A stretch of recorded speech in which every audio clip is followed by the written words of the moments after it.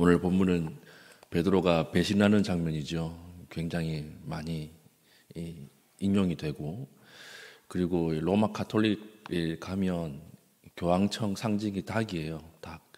그 무슨 닭이냐? 이 베드로 닭입니다. 여기 닭 세 번 울기 전에 세 번 부인했던 베드로의 이것 때문에 교황청의 상징이 닭이 된 것이죠. 어저께 본문에 이제 예수님이 기도를 끝내고 이제 검과 몽둥이를 들고 성전 수비대가 예수님을 잡으러 왔죠. 그리고 예수님께서 이제는 너희의 시간이 되었으니까 십자가를 질 때가 되었으므로 너희 마음대로 잡아가라 이렇게 이야기를 했고, 이제 그 자리에서 바로 끌고 온 거예요. 끌고 대제사장의 집으로 오는데 거기에 누가 따라왔어요? 오늘 54절 보니까 베드로가 따라온 것입니다. 그런데 베드로와 예수님의 거리를 아주 지금 자세하게 이야기하고 있죠. 54절 보십시오. 예수를 잡아 끌고 대제사장의 집으로 들어갈새 베드로가 멀찍이 따라가니라. 베드로가 왜 예수님을 부인하는 이 죄를 세 번이나 지었을까요? 오늘 누가는 예수님과의 거리에서 찾고 있는 것입니다. 따라가는데 어떻게 따라가요? 멀찍이 따라가니라. 멀찍이 따라가니라. 저는요, 이게 핵심이라고 봐요. 멀찍이 따라가니라. 여기에서부터 모든 신앙의 어려움이 온 것입니다. 여러분 혹시 여러분의 삶과 신앙 가운데 기쁨이 사라졌습니까? 아니면 은혜가 떨어졌습니까?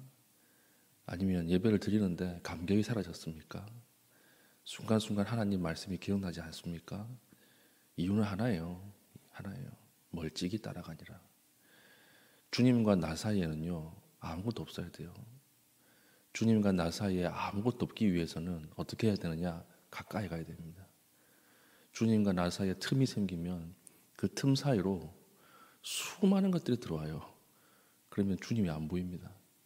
제가 예전에 한번 설교 때 동창회 안 가는 이유를 말씀드렸죠. 동창회 다녀오면요, 저 인간은 나보다 공부 못했는데 왜 저렇게 좋은 차 타고 다니지? 왜 저렇게 좋은 옷 입고 다니지? 잘 살지? 주님과 나 사이에 끼어 들어온 거예요, 뭐가. 그러니까 주님이 안 보이고 주님을 따르는데 굉장히 힘이 듭니다. 우리와 주님 사이에는 아무것도 없어야 되고, 그러기 위해서는 가까이 가야 돼요. 가까이. 멀어지는 순간에 우리 신앙은 계속해서 옅어져요. 주님이 안 보이거든요. 오늘 베드로가 어디에서부터 배신이 시작되었습니까? 주님과 멀찍이 가는 거예요. 주님 저 앞에 가고 그 뒤에 멀리서 따라가니까 두려움이 온 거죠. 어떻게 베드로를 뭐라 할 수 있겠습니까? 그때 이제 재판, 종교 재판이라고 하는 것은 무지막지한 것이었거든요. 한번 끌려 들어가면 온전하게 살아나올 수 있는 사람이 없었습니다. 그런데 그 베드로가 인간적인 마음에 너무 두려웠던 거죠. 근데 베드로가 예수님의 가장 큰 사랑을 받았던 제자 아니었습니까? 그럼에도 불구하고 이 두려움은 굉장한 두려움이었을 거예요. 그러니까 멀리 쫓아가는 것입니다. 멀리. 안 갈 수도 없고 갈 수도 없고, 가자고 하니까 너무 무섭고, 안 가려고 하니까 사랑이 받은 사랑, 그래도 예수님과의 관계가 있으니까 멀리 쫓아가는 거죠. 그때 불을 쬐고 있던 베드로를 향해서 여종이 저 사람도 같은 당인데 이렇게 얘기하니까 깜짝 놀라면서 부인하는 거죠.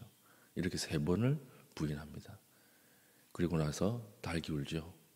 그때 베드로가 세 번 울기 전에, 닭이 세 번 울기 전에 네가 나를 배신할 것이다 라고 하는 예수님의 말을 떠올리고, 그리고 심히 통곡했어요. 베드로를 심히 통곡하게 만든 것은 무엇일까요?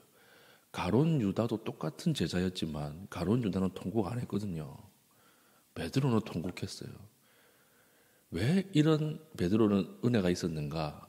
누가는 또 한 번 집중해서 쓰고 있는 것이 있습니다. 61절 보십시오. 61절.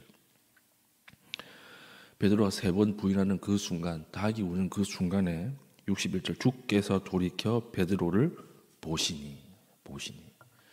이 보다라고 하는 단어가 블레포라고 하는 단어인데요, 볼 때 그냥 대충 쓱 보는 게 아니에요. 아주 깊이 응시하는 거예요. 그래서 이거 다시 제가 번역을 한다 그러면 주께서 돌이켜 베드로를 깊이 응시하시니 이렇게 번역해야 돼요. 깊이 보시는 거예요. 예수님의 눈빛과 베드로의 눈빛이 탁 만난 거예요. 그 순간에.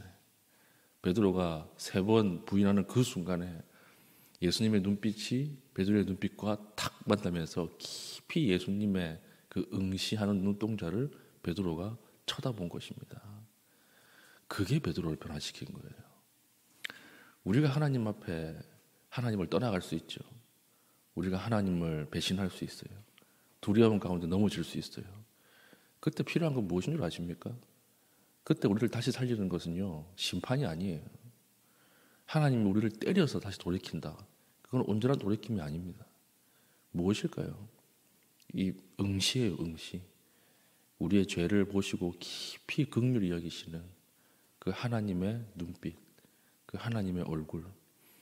이때 예수님의 눈빛은 어떤 눈빛이었을까요? 네가 감히 나를 이러면서 내가 다시 부활하고 나서는 너부터 찾아간다. 이런 눈빛이 아니었을 거예요. 온 세상에 있는 모든 죄인을 향해서 대신 죽는 자의 어린 양으로서의 눈빛. 그 눈빛이 베드로를 다시 일으켜 세웠을 것입니다. 죄를 짓고 감옥에 다녀온 사람들 이렇게 교회에 오지 않습니까? 신방하다가 종종 계시거든요. 제가 예전에 감옥 갔다 왔습니다. 어떻게 돌아왔습니까? 어머니 때문에 그렇대요. 어머니가 면회에 와서 아무 말도 안 하고 15분 동안 쳐다만 보고 갔다는 거예요. 쳐다만 보고. 근데 그 눈빛이 그 세상에 아무도 나에게 보내지 않은 그 눈빛이지 않습니까? 그 어머니의 눈빛. 그 어머니의 눈빛이 자기를 다시 돌이켰다. 이 아마 예수님 눈빛이 아니었을까 이렇게 생각을 합니다. 제가 20살 때 아주 이렇게 시골에 주일학교를 할 수 없는 그런 교회 있지 않습니까? 그 교회에 가서 주일학교를 해준 적이 있거든요. 그런데 이제 한 5km, 10km 교회에서 버스를 가지고 가가지고 그 버스로 실어가지고 와서 주일학교를 해줬어요. 근데 얼마나 주일학교가 잘 됐는지 버스 자리가 없어서 못 실어 올 정도로 그렇게 된 적이 있었습니다.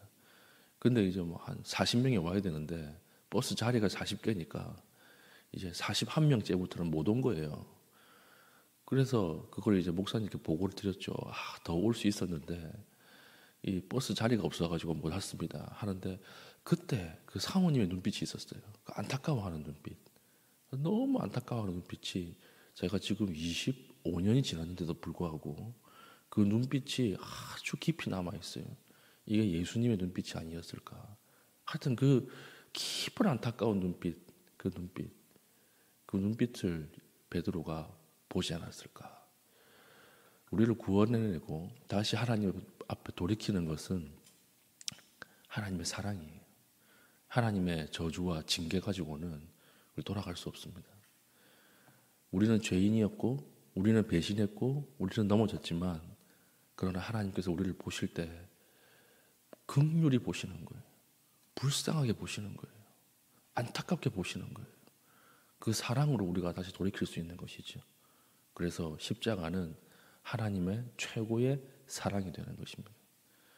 예수님 돌아가실 때 그 예수님이 십자가에 돌아가시지 않으면 우리가 구원받지 못하잖아요. 그런 인류의 죄를 대신하는 눈빛이 있었을 거예요. 그리고 저는 확신하건대 이 베드로를 보시는 이 눈빛 아래에 이때 우리 주님은 베드로만 본 것이 아니라 저도 보았을 것이다. 저 그렇게 확신해요. 우리도 다 있었을 거예요. 그래서 제가 설교를 준비할 때 참 이 한 구절에 굉장히 깊은 묵상이 되더라고요. 주께서 돌이켜 베드로를 보시니. 이 눈빛 때문에 베드로가 돌아왔습니다. 우리도 마찬가지죠. 우리도 고난주간을 보내고 있지만 어제 하루 지었던 죄들이 많이 있지 않습니까? 넘어진 부분이 있죠. 화낸 부분이 있죠. 그러나 그것을 향해서 책망하지 아니하시고 깊이 있게 바라보시면서 용서하시는 예수님. 그 예수님을 통해서 오늘 하루도 새롭게 시작하고 은혜 가운데 고난주간을 보낼 수 있는 믿음의 신실한 주의 종 될 수 있기를 축복합니다. 아멘. 기도합시다. 하나님, 오늘 말씀을 붙잡고 기도합니다. 하나님, 내가 주님을 쫓을 때 가까이, 십자가 가까이, 예수님이 가까이 따라가게 하여 주시고, 하나님, 내가 넘어질 때도 주님의 깊은 응시함 가운데 용서하시는 은혜를 깨닫고 다시 돌이키게 하여 주시옵소서. 기도하신 이후에 개인적인 기도의 제목 가지고 기도하시고 자유롭게 돌아가시겠습니다.